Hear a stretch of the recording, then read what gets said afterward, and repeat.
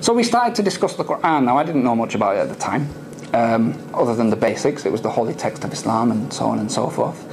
And looking into the Quran, I find that it's not a book. It's a series of verses. A series of verses that were revealed in Arabic, that were spoken from the mouth of a man, sallallahu alaihi wasallam, who couldn't even read. He was unlettered. And the things that this book discusses, the language that it uses, is so powerful and so eloquent, and yet so precise and straight to the point, that it's not just a series of stories. The Quran is what? It's a book of law.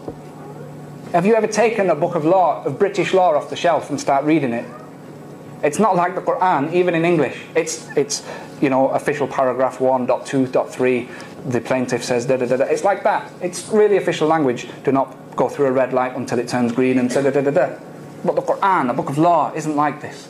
The language within it is so powerful. And this book is revealed at a time when the Arabic language itself was pretty much at its apex. There were, as we know, there were poets in Mecca and Medina at the time who could speak the most eloquent Arabic, tell the most fantastic stories. And one of the signs that the Quraysh used to try and show that they were number one was that they had the best poets. And they actually used to send them to challenge Muhammad sallallahu alaihi wasallam. And the Quran issued to these men a challenge, because as we know, a lot of people tried to refute the Quran. The Quran said, look, if you disbelieve, it's in Surah Baqarah, if you don't think this book is from Allah subhanahu wa ta'ala, then all you have to do is create a surah like what's in this book. Just one chapter like what you see in this book. Because if somebody else can do it, that means it came from a man.